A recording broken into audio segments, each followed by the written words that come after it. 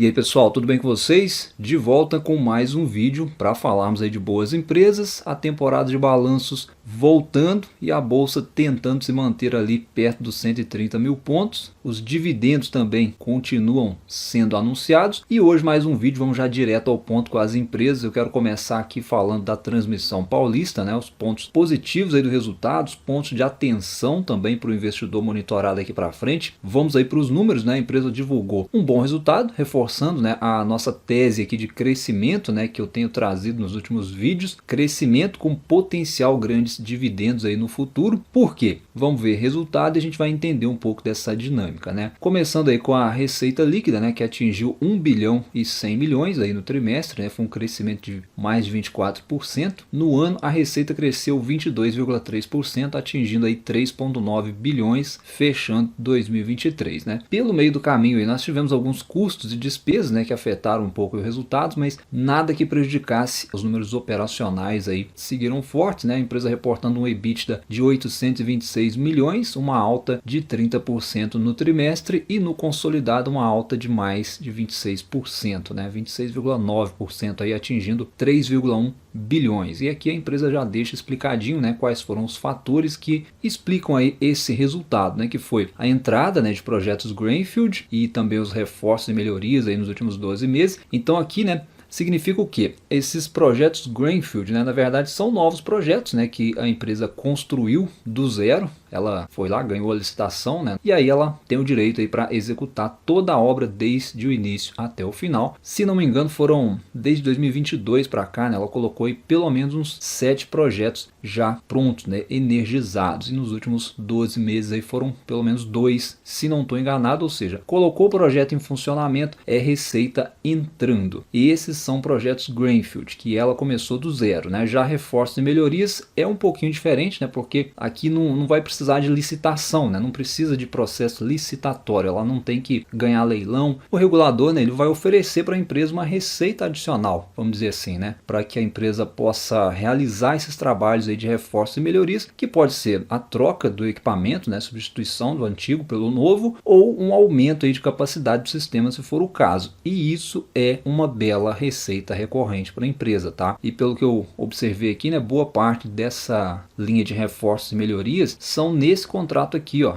059/2001, que é o maior contrato da empresa, inclusive, né? E olha só o vencimento desse contrato, só lá em 2042, ou seja, além da RAP, né, que é a receita anual permitida, os reforços e melhorias dão para a empresa uma renda adicional, né, uma renda recorrente, como eu disse, né? E isso impulsiona bastante o resultado. E aí, né, complementando também o resultado, a gente teve aí, né, o reajuste inflacionário normal, né? São contratos reajustados pela inflação, então aqui é aquela tese, né, de proteção contra a inflação, segurança e tudo mais aí, aquela tese que as transmissoras nos oferecem. E aqui talvez o ponto de atenção, seguindo um pouquinho mais abaixo aqui nos números que impulsionaram aí, nos fatores que impulsionaram o resultado, que é a recomposição do RBSE. Hoje, impulsionando as receitas, sim, muito bom, mas isso aqui vai acabar. Isso aqui assustou inclusive os investidores há um tempo atrás. É até importante que você entenda, até mesmo para você monitorar, acompanhar daqui para frente, tá? Então é o seguinte, né? O RBSE, né, é uma espécie de indenização que o regulador paga para as transmissoras, né, pela renovação de contratos que foram feitos em antecipado, que aconteceram lá no passado, por volta de 2012 mais ou menos, né? Só que em meio à pandemia, aquela problemada toda, né, da economia, o regulador, né, a ANEEL, ela jogou essa indenização para frente, né? Se não me engano era para ser paga até 2025, ela jogou ali 3 anos à frente, ficando aí o final em 2028, né? Então pressionou aqui o fluxo de recebimento dessa indenização, consequentemente o resultado da empresa. E na ocasião, né, para quem lembra, para quem já investe na empresa há mais tempo, as ações ficaram bastante de lado ou em queda por causa disso, né? E aí, aliado a essa questão, a empresa vinha de um pagamento robusto ali de dividendos, né? Muito investidor empolgado ali com aquele grande dividendo, muito por conta de rumores na ocasião de que os dividendos seriam taxados, né, aí a empresa resolveu pagar em antecipado. E aí a gente teve uma consequência, né, porque junto a essa queda da RBSE, a empresa ficou 2022 com dividendos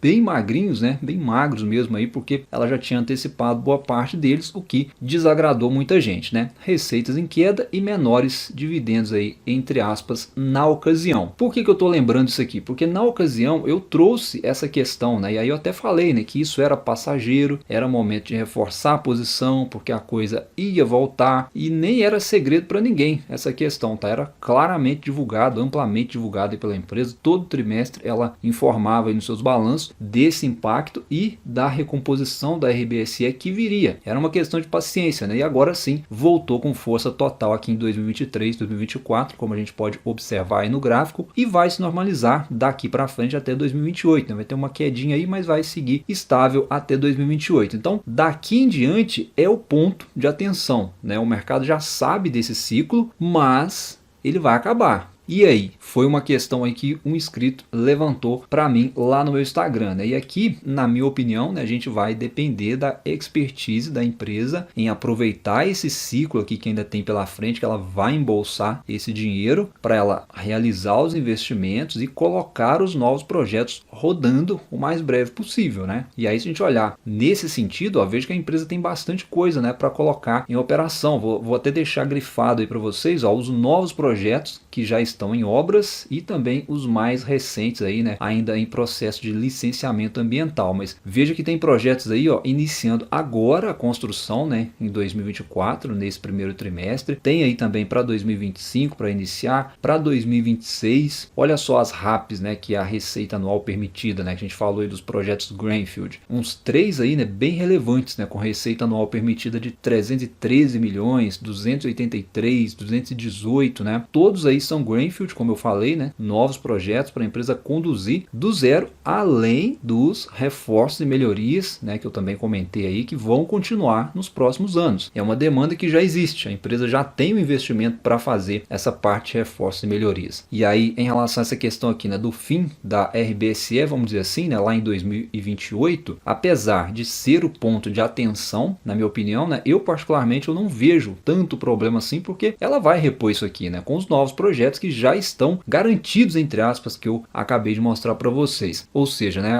ela não vai precisar brigar em novos leilões, correr risco, né, de ter que pegar algo a qualquer custo para poder recompor isso aqui. Basta ela trabalhar em cima do que ela já tem arrematado. E depois, lá na frente, né, que ela já tiver com essas obras bem adiantadas, ela estuda aí outras coisas para talvez participar de novos empreendimentos. Então, para a gente fechar essa parte aqui do resultado, como é uma empresa, né, que eu particularmente invisto, eu estou sempre acompanhando, né, eu sei que muitos de vocês também investem, e aí, né, eu tenho o meu compromisso, né, a responsabilidade aqui de sempre estar alertando vocês, né, que nem tudo são flores, tá, pessoal? Até nas empresas mais resilientes, mais seguras, mais previsíveis, tem os seus riscos, né? E aqui a gente tem riscos que vão mais para a parte de execução, né? Porque a gente não sabe como que as coisas vão estar lá em 2028, por exemplo. A gente está falando aqui de 2028 em diante. Os projetos que a empresa está trabalhando e vai continuar trabalhando nessa década, né? Vamos dizer assim, né? E eles estão sujeitos a vários riscos, né? Como, por exemplo, esse gargalo aqui, né? Que a gente sempre vê nos resultados das empresas, né? Que é impossível das empresas evitarem, né? Que se chama aumento de custos. Então não estranhe, né, se daqui para frente esses custos seguirem aumentando, é por causa dos investimentos, é por causa das obras em andamento, e quando essas novas obras aqui que eu mostrei, né, começarem a engrenar, a gente vai ver mais queima de caixa, mais aumento de custo, e isso pode sim pressionar os números da empresa. De um outro lado, é claro que a gente tem o operacional trabalhando todo dia para jogar os números para cima, mas, é como eu disse, nem tudo são flores, o dia a dia de uma empresa é difícil, e aí o mercado ele vai decidir, né? Todo dia o mercado na Bolsa de Valores está decidindo se vai ou não pagar por isso. E a gente vê isso aí nas cotações, né? A confiança do mercado ou não. E aí, para a gente mudar de assunto, eu não sei se eu falei, né? Mas